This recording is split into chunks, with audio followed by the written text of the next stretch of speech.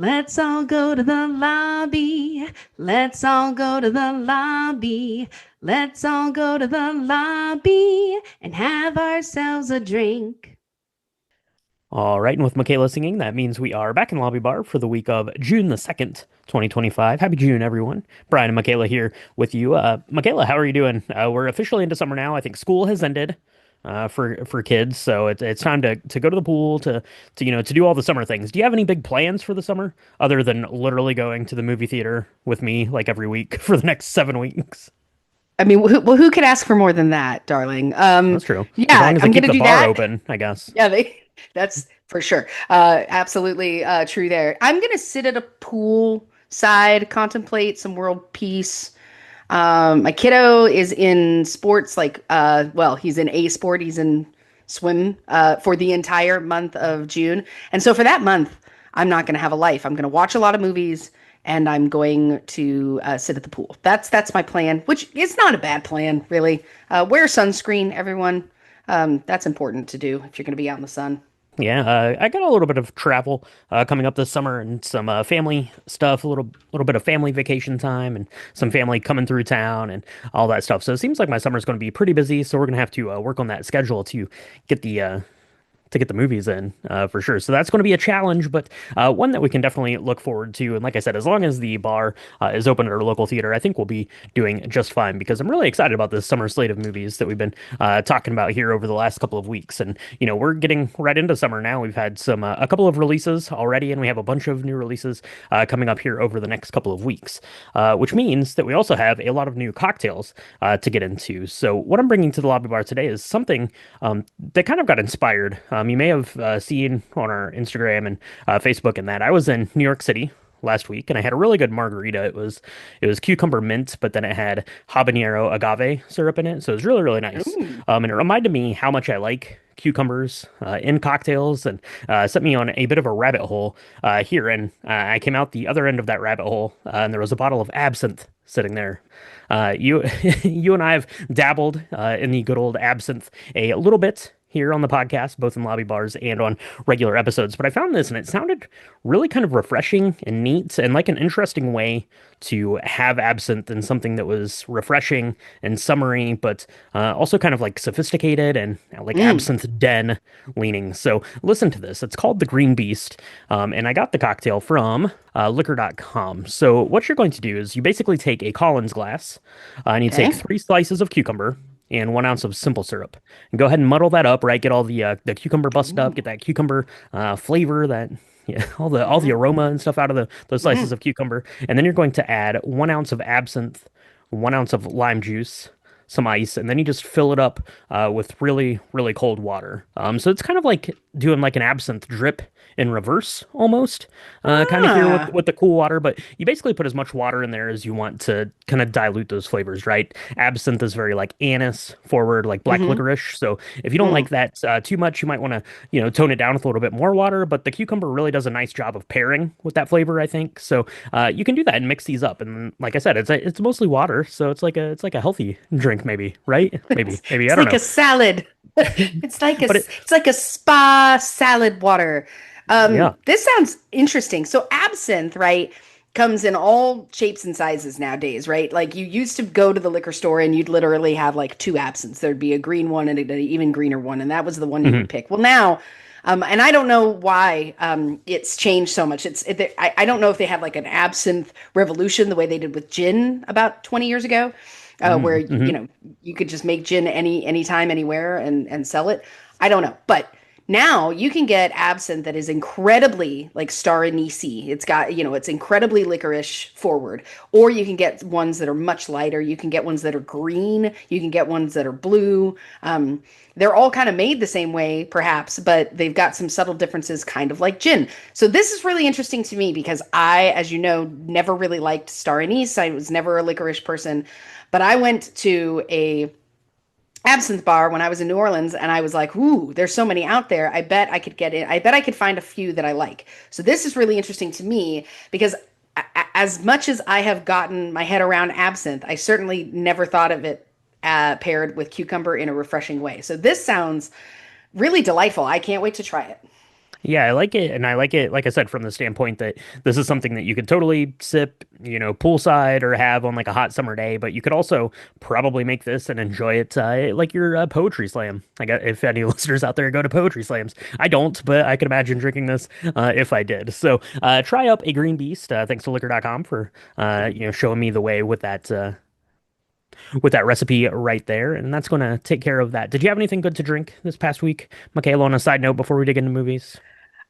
So I don't want to spoil this week's cocktail because we're going to be covering a really interesting cocktail, but I improved upon it.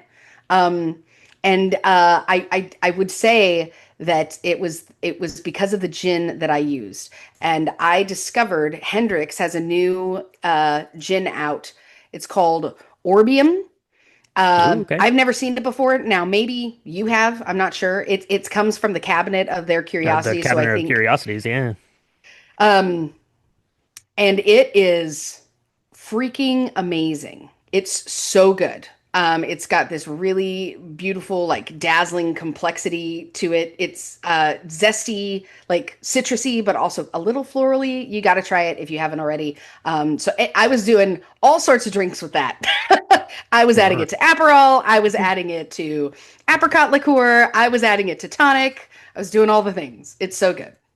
All right. Well, tune in on Thursday to find out some more about Orbium, and we're going to get into our movie, Call Me by Your Name, here coming up this week as well. Let's go ahead and turn things over to the realm of the movie theaters. Michaela, Lilo and Stitch leads the way again, 63 more million dollars. Lilo and Stitch is crushing it. I hear a couple of things about Lilo Stitch is that it's not great and that it's making a truckload of money. So I guess those things are not mutually exclusive here in this case. We have Mission Impossible: The Final Reckoning coming in second with $27.3 million. Karate Kid Legends musters up $21 million. Good job, Daniel LaRusso and co. Final Destination and Bring Her Back round out the top five there. So Lilo and Stitch, I mean, it's doing gangbusters out there, Michaela. Mission Impossible is also doing really well, kind of worldwide. I think it's up above the 300 million mark now. That's good. We talked about that last week on the episode. So don't want to spend too much time there because we've got some stuff coming out, Michaela, I wanted to make mention of. It's something that we talked about before on the podcast. The Alto Knights is available to stream now on HBO Max. I think it's called HBO Max again. They went back to HBO Max from just Max, so you can check out the Alto Knights there. I don't know if you ever had a chance to see that. Remember that was the Robert De Niro plays like twin Yeah. gangster kind of thing. Also did not get No. great reviews, but now that I can watch it from the comfort of my own home, I am a little bit more interested in seeing it. Yeah, no, I'm totally gonna check it out. The only thing that is holding me back is it is just over 120 minutes, so it's gonna be. I mean, at least it's not 3 hours. It's not another 1 hour Irishman per or. Robert De Niro. That makes sense. Yeah, that's true.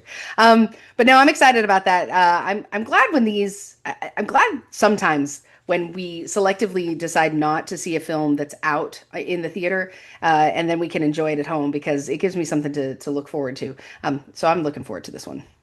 Absolutely. So we have that coming. We have on Hulu, we have Predator, Killer of Killers. Now, this is an animated tale of Predator. It's apparently kind of sending this Predator back through some different points in human history. It's directed by Dan Trachtenberg, who directed Prey, the Predator film, a couple of years back, which was excellent. Which also, I assume you can still watch on Hulu. And then he's directing the upcoming Predator Badlands, which I guess is going to be, I don't know if it's going to be like a sequel or just kind of in that same world or just have his style for the Predator films. That's coming out later this year, so I'm interested to see this. Um, Obviously, it's Predator, so it's going to be adult. Don't let your kids watch Predator, Killer of Killers. It's probably not their cartoon entertainment, but do what you will out there for sure. Michaela, we've never talked about Predator really on the podcast, even though we should. It's awesome. What do you think? Are you a Predator fan? Are you into that? Um, Are you into that '80s action? get to the Uh, copter. Um, yeah, yeah. Yeah. Yeah. So I like Predator. We've talked a little bit about Predator versus Alien, because we're both huge fans of Alien, and I always want Alien to win over Predator because I like Alien Mm, better. But I do okay. like Predator. I liked Predator 2. I'll tell you that. There were about 10, maybe 5 seconds of Predator 2 that changed my life as a fifth grader, seeing it when I shouldn't have. And that's Too all I'm going to young say to about see that. Predator. Too young to see That's Predator. it. Yeah, Too for young. Yeah. Yeah. Okay, well, check that out. I'm probably going to watch that here, Killer of Killers. You can check that out on Hulu. We also have coming back to the movie theater, not much in the way of new releases, but we have the 25th anniversary of Dogma coming. And you may have been hankering to see Dogma because it's not been available to stream or buy or see anywhere for the last, I don't know, 10 years or so. But it is coming back to the theater, and we're planning to talk about it on the episode next week. So look forward to that. I'm really looking forward to watching it. I haven't watched it in a super long time. I have it on DVD, so I could watch it whenever, but I used to watch it a lot.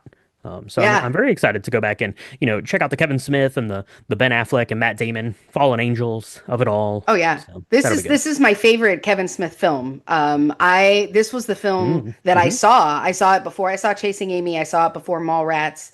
I saw it before Clerks. Like this was the film that I saw, and everybody else was like, "Michaela, you're so late to the party."